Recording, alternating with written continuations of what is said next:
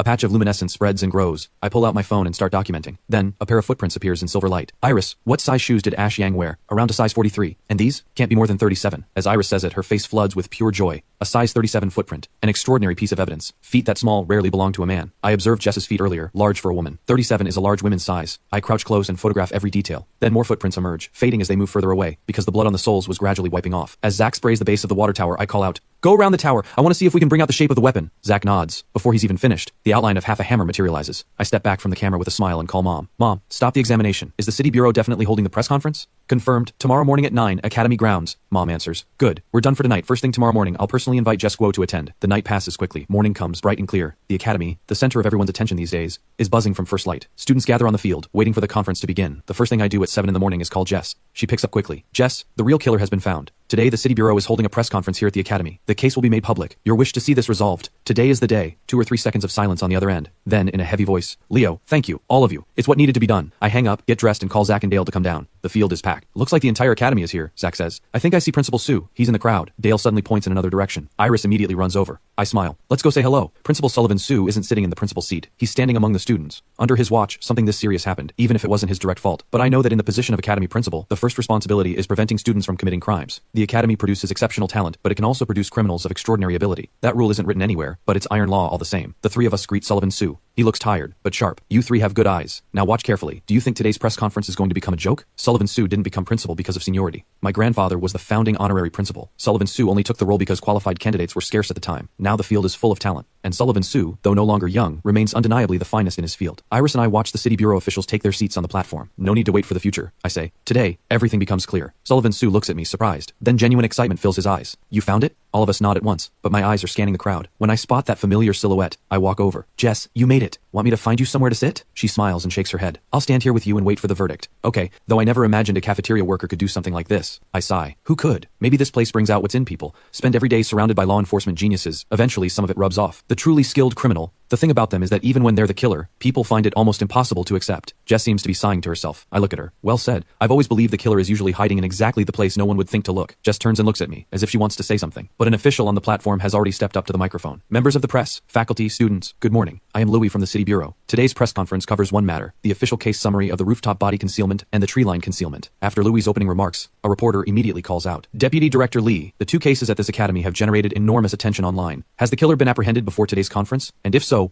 will their identity be revealed today? To the school administration, we understand 2 cases have occurred here. Is it true the former principal has resigned? Deputy Director Lee, and to the school's leadership, 3 people have died. The public impact has been severe. What steps will the academy take to prevent this from happening again?" The reporters practically fight to get their questions in. On the platform, Deputy Director Lee raises a hand. "Please, one at a time. I'll answer everything. Since this case first came to light, Secretary Liu of the City Committee and Bureau Chief Raymond Zhao have both taken this extremely seriously. Chief Zhao in particular has barely slept in 3 days over this case. But the effort has paid off. The real killer was indeed hiding within the academy, just as many suspected. Conclusive evidence of prolonged chloramphenicol poisoning was found in all 3 victims, Ash Yang, Warren Zhu, and Eli Wu. Last semester, cafeteria worker Frank systematically laced the food of all 3 victims over an extended period. After this lead was uncovered, our bureau conducted a careful and thorough operation and successfully apprehended Frank. Deputy Director Lee delivers all of this with polished authority and conviction. But the reporters aren't easily satisfied. Someone asks, if he was already poisoning them, why did he also commit brutal murders just before the break ended? Because all 3 had already graduated. The accumulated toxin in their systems wasn't yet lethal. And before the poisoning began, Frank had been assaulted by the 3 of them over a trivial dispute. He harbored a grudge. He ran out of patience. And so, in the final days before the break, he killed them one by one. The motive checks out. The timeline works. The reason is laid out plainly. The reporters go quiet. Unease ripples through the student body. They all eat at the same cafeteria. Who knows if any of them had unknowingly crossed Frank? A murmur spreads through the crowd. The parents of the 3 victims break down completely, but no one notices me reaching out and taking Jess Guo by the wrist, pulling her forward. Jess's eyes are red. Her face is full of grief. But the moment she feels my hand on her wrist, she startles. Before she can ask what I'm doing, she hears me call out toward the platform. "Deputy Director Lee, Frank only poisoned them. Who told you he was the one who actually killed Ash Yang, Warren Zhu, and Eli Wu?"